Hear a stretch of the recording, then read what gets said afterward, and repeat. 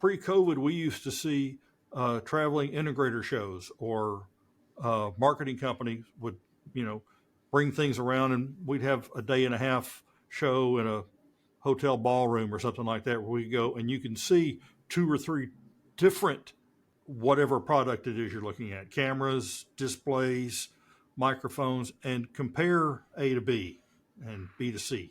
Yeah, you got to love an old-fashioned shootout where you can I miss those. Put them side to side and just be like, oh, pick it. I haven't heard one of those in years and years. That used to be the thing. Yeah. Oh yeah, we'll set up a projector and we'll do a shootout and see what's going on. And now they're like, oh no. On this episode, we discuss showrooms, Microsoft Teams rooms, and Enterprise Connect. All that and more on EDTech. EDTech episode 113, Showroom Showdown. Hello, AV friends, and welcome to another episode of EDTech. As always, we have our panel of awesome higher ed AV professionals. Ernie Bailey. How you doing, Ernie? Aaron, I'm doing just fine. It's good to be back. And Rob Rasberry. Hi, thanks for calling me a professional. It's always great to be here with y'all. And last but not least, Scott Tyner. How you doing, Scott? I'm doing well. How are you? Hanging in there about as best as someone can at this time of year. Well, we can always see the break coming up here, the light at the end of the tunnel, right? Thank goodness. Without further ado, let's jump into the stories we read this week. So the first one comes to us from AV Magazine. Sony to open crystal LED showrooms across Europe. We've kind of heard more and more that these sort of experience centers and showrooms are open. You're like, how important, if at all, are these to technology managers and in-house integrators? I think it's extremely important, especially since my travel budget got cut back. But anyway, so being able to see a product up close in person is really, really a necessity. So when we go to the trade shows and we see these in person, it's great. But having like a regional showroom is actually very helpful. So there's been the trend just gets more and more. There's a number of companies that have said, hey, come up to our regional center. We'll show you what we've got. It could be within an hour, a couple hours. You go up, see the same kinds of things you might see at a trade show, maybe ask some questions, that kind of thing. You see the good, you see the bad. I think with sales in anything, it is hard to sell something that you have not seen or put your hands on or tested or tried out.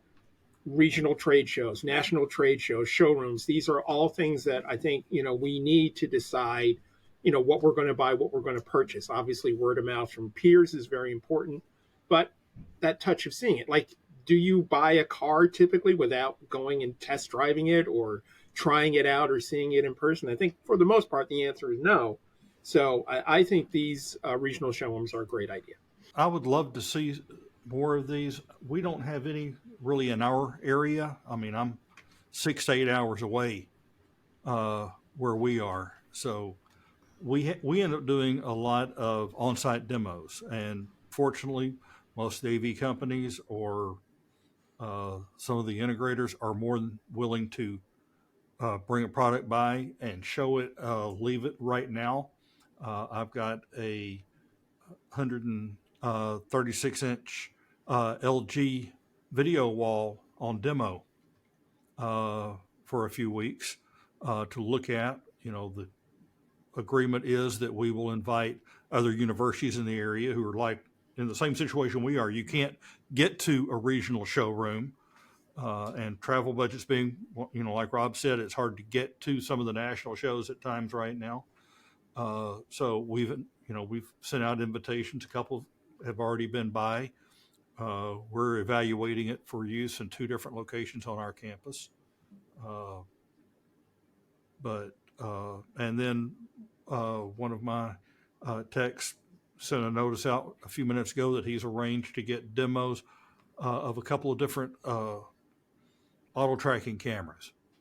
But yes, I'm like Rob said, you want to put your hands on it. You want to connect it to your, when they bring it here, we can connect it to our system. Can we talk to it? Can we make it pan, tilt, zoom, or can we put a good image on it? And is it going to fit exactly where we want it? Those are things that we need to see.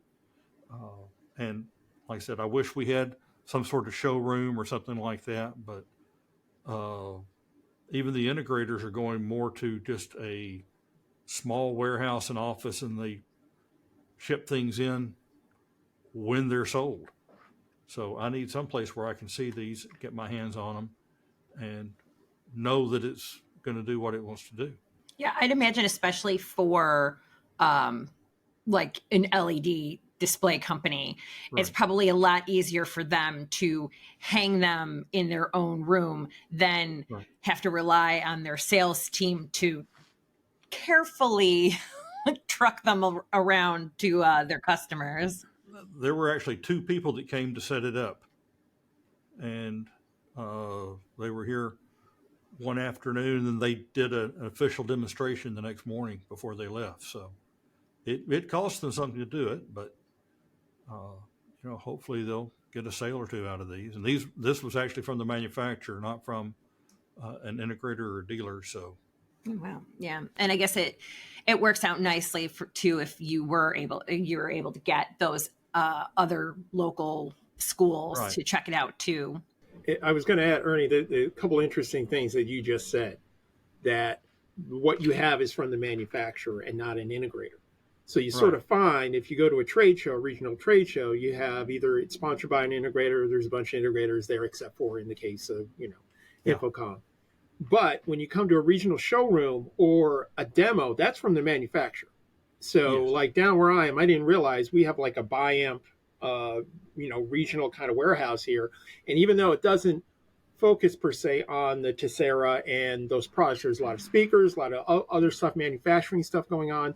So it's actually really good to get in touch. We got in touch with the higher ed, a representative from there. But yeah, this is coming from the manufacturer rather than from the integrator. So you can get that sort of straight up kind of, feedback, as opposed to an integrator. Not saying that they're all bad, but they're in it for sales.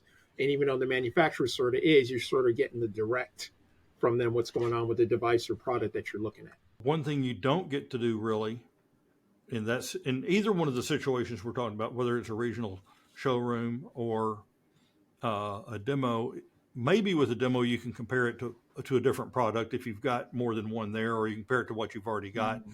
But what you do get out of a trade show, and even, we pre-COVID, we used to see traveling integrator shows, or marketing companies would, bring things around, and we'd have a day and a half show in a hotel ballroom or something like that, where we go and you can see 2 or 3 different whatever product it is you're looking at, cameras, displays, microphones, and compare A to B and B to C.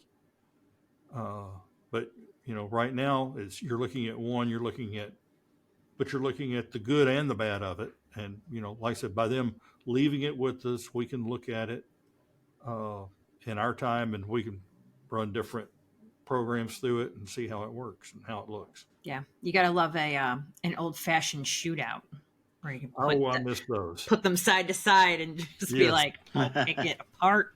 I haven't heard one of those in years and years. That used to be the thing. Yeah. Oh yeah, we'll set up a projector and we'll do a shootout and see what's going on. And now they're like, oh no. Yeah. Hi, this is Jennifer Goodyear and Erica Carroll from the Women in AV podcast, where we are encouraged by the incredible stories of women in AV. Listen in on fun, empowering conversations as we chat with inspiring women, breaking barriers and creating their own path in the industry. Check out Women in AV on AVNation.tv or wherever you get your podcasts. The next article comes to us from AVNation. Avixa signs agreement with Microsoft to offer Microsoft Teams Rooms training. Is this a big deal for higher ed Avixa members? I would like to see Avixa do it with Zoom as well, and anyone else. I would not want to see them locking in, only doing demos for, one manufacturer or one solutions provider like Microsoft. I don't think that serves the industry. It's almost an endorsement, is what I see. And yes, we probably need training on how to do this, but I don't mind it being passed through Avixa, but like I said, the partnership is what kind of bothers me. And is it exclusive? If it's not exclusive, and we're going to see others, and they're going to partner with other solutions providers or manufacturers, maybe not just for conferencing rooms, but for anything. Generally, manufacturers training has been separate from the free Avixa training, which has been kind of agnostic and generic. Yeah, Ernie, I agree with you. I have to be honest with you. It's funny. We don't use Teams, and I'm so not used to Teams. I'm actually pretty sure I read that article and thought Zoom the whole time I read it. I didn't even I didn't even process that it was Teams. But I agree with everything you just said. I think that what Avixa so any kind of training is incredible and awesome. Even if it's a product we don't use, I would still take that training so that I know what other options there may be out there, right, and what I might need to push Zoom to do if they're not doing it. But I think that Avixa should set up the skeleton of how you're going to do this. If it's 4 hours of training, you're allowed to do 20 minutes of salesmanship, and the rest need to be training, and then offer it. So Zoom, you can come in and do it. Microsoft, you can come in and do it. Anybody can come in and do it and put it through the skeleton that Avixa has set up, so that they're not endorsing anybody or pushing anybody. And I think any kind of training like that's great. It's a great resource. Another reason for somebody to say, I'm going to keep my membership with Avixa if I can get these kind of training sessions. Yeah, so I agree with both. And what's interesting is, and you guys can chime in on this, when you do Zoom, it has a tendency to be very straightforward. I know they're building out a larger infrastructure with voice and all this, kind of make it its own ecosystem, that kind of thing. But Teams, there's really not a whole lot out there. And you sort of have to discover things on your own. And here's the other part of it. Microsoft has so many layers with authentication, security, all these other kinds of things, that you're going to find that with Teams, you don't really hear a whole lot about it. And I know that they're doing more features to catch up and try to sort of be Zoom-like. But there are other layers of Microsoft, like as an example, as a regular admin in Zoom, you have a dashboard and you can see all these things. You can't do that in Teams. You have to have higher certification or higher authorization to do that. So I'm sort of curious to see how deep down this training goes. And if it goes deep down into the Microsoft ecosystem, I think that's a great thing. But Ernie, you're absolutely right. Avixa should say, hey, we offer Zoom training, we offer WebEx training, that kind of thing. I'm just wondering, is this what Avixa uses? Is, how deeply entrenched they are in it? But for me, I am mostly for it, but I agree they need to at least put some kind of disclaimer saying, we're just offering this. We have other things that we can train you on. But Teams rooms are a little different beast. We use Teams in Teams meetings a lot, but Teams rooms we're just sort of getting into and trying to understand. And there's a little more complication with some features and authentication and other security stuff. But I'm sort of excited about it. But at the same time, you're right. Got to be, level the playing field to see what's going on here.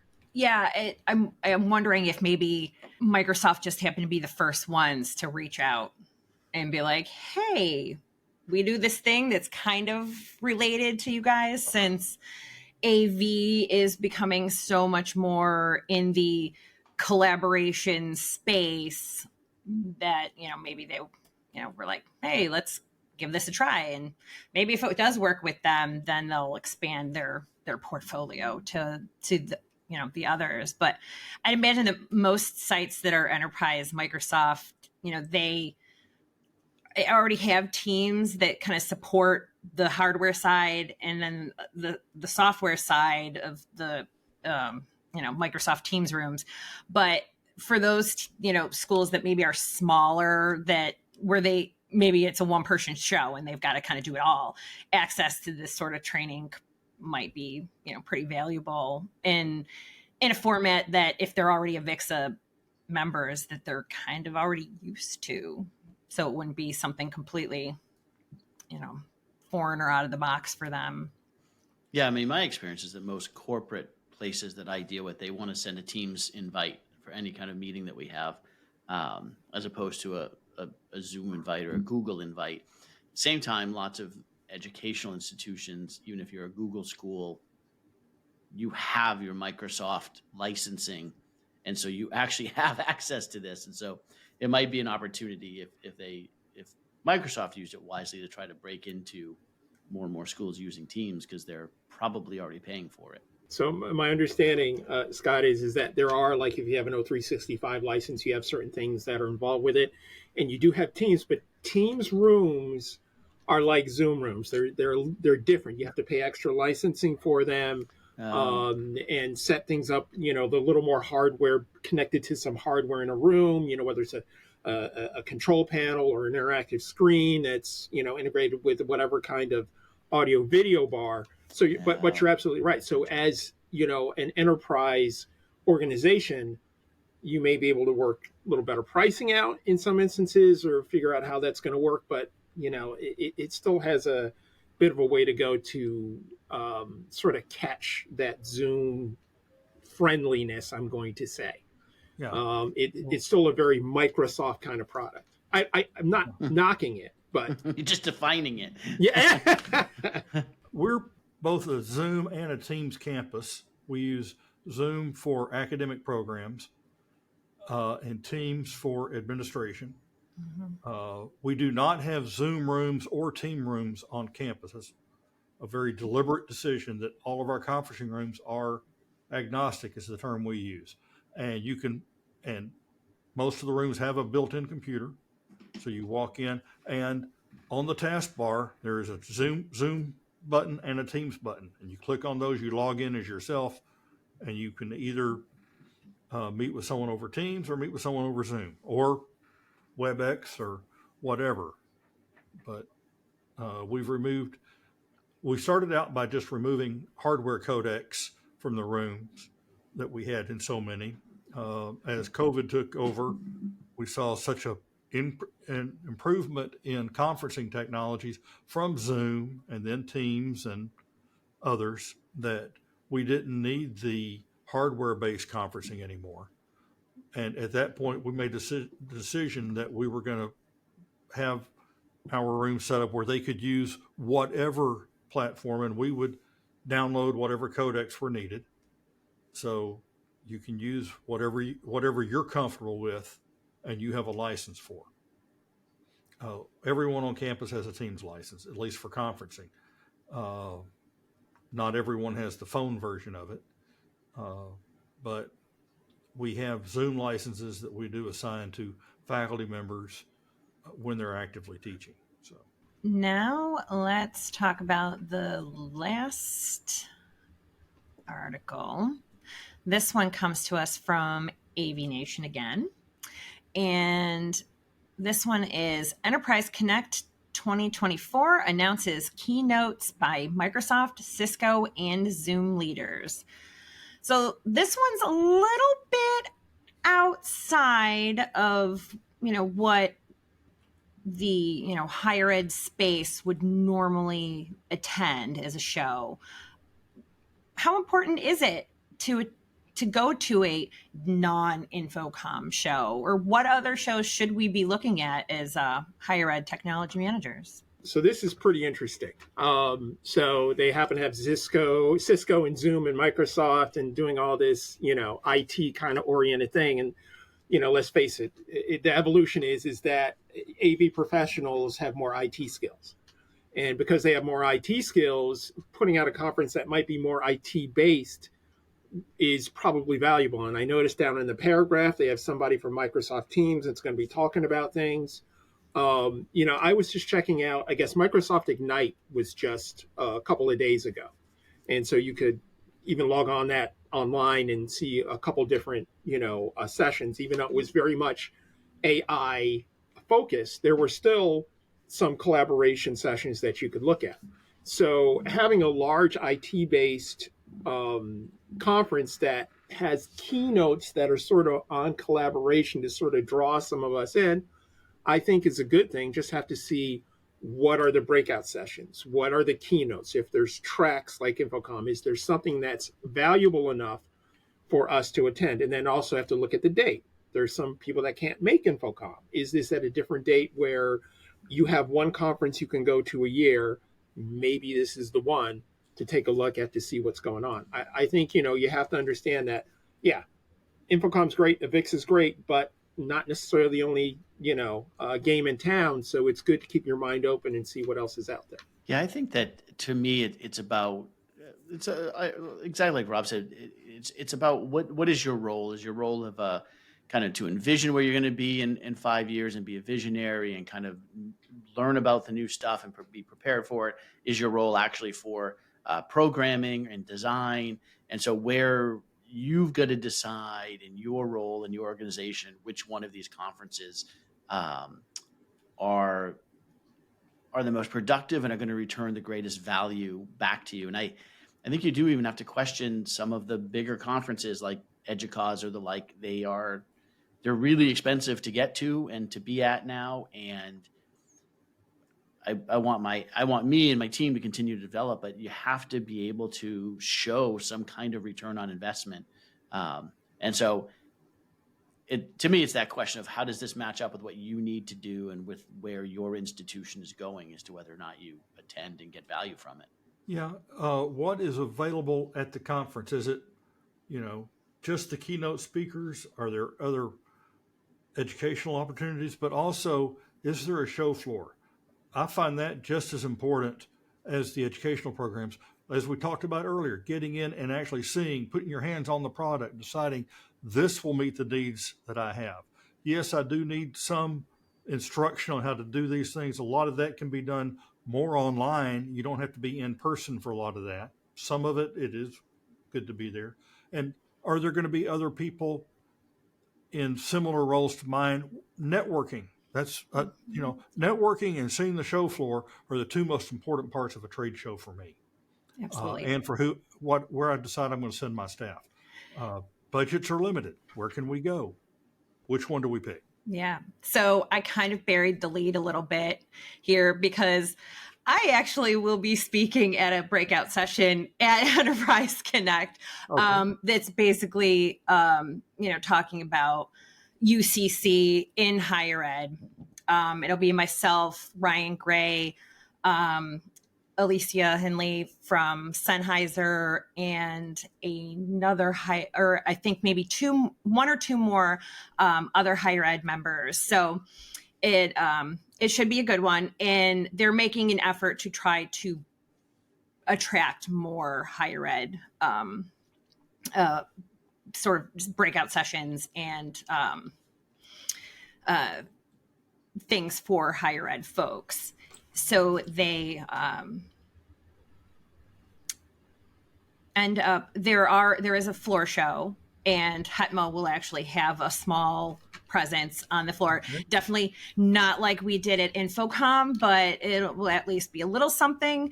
But there are partners that higher ed folks are familiar with that'll be there, and we're also trying to plan some higher ed specific networking opportunities too. Yeah, so. I noticed, and as soon as you said that, I went to the website, put that in the chat, and noticed the other thing that's interesting is the date. It's March. So that is completely sort of on the flip side of the calendar year for Avixa and Infocom. So this is looking a little interesting. It certainly is more IT oriented and everything else. But like you said, you're going to be there. Aaron Hatman's going to be there. So what's going on here? I guess we have to look at the price too. Ooh, maybe we can get complimentary passes to come down and check it out. Ooh. Well, you saw right where I was going, Rob, because HETMA does have a discount code it is HETMA 400, and that is a $400 discount off of the price of the conference. I don't recall how much it is in total, but yeah. And there'll definitely be more information about the higher ed presence at Enterprise Connect coming forward. Plus, AVNation is also a media partner for Enterprise. Wow. Oh, we're discovering all kinds of things on this podcast, aren't we? Yes. As always, this is another awesome episode. And with, this being the last episode of ours for this year, I wanted to make sure that I thanked you all for being so awesome and being here with me every month and seeing me through this first full year as host of EdTech. Yeah, sure. Oh, it's been great. Yeah. Yeah, absolutely. I mean, one of the things that's always awesome is, it used to be like, I'm going to say it, the trade show where you see everybody and do peers, and I get to do it almost every month with a great group of people. So it's really great to talk about, pertinent issues, things that affect all of us. And it's just been fantastic, and it's going to be fantastic in years to come. Yeah, I agree with everything Rob just said. It's great getting together with all of us on a monthly basis. It makes me try to stay on top of things, so I'm ready for these discussions and not just sitting back and enjoying what we've already done. So yeah, and I think the monthly guests are fantastic too. It always gives you an opportunity to meet somebody new and think about what they're doing and what you're doing in different ways. So it's been awesome. Excellent. Well, all right, Ernie, if people want to get in touch with you, how might they? LinkedIn is probably the best way to find me. Okay. And how about you, Rob? Well, I was going to say they can contact you, but I'm on LinkedIn, and also I'm on the drexel.edu, Rob Rasberry. My email's rer37@drexel.edu if you want to send me any questions or inquiries. Excellent. And how about you, Scott? You can find me on LinkedIn, or you can find me on Threads. I'm trying to move into a different social media platform for various reasons, if you've watched any news things lately. So either one of those two social media platforms. Excellent. And as for me, you can find me on LinkedIn and on the Twitter sphere, at least for now, at Smearin_off_ice. And you can catch all of us each month on right here on AVNation on the EdTech podcast. See you next time. The network for the AV industry. What are you listening to? This is AV. This is AVNation. This is AVNation.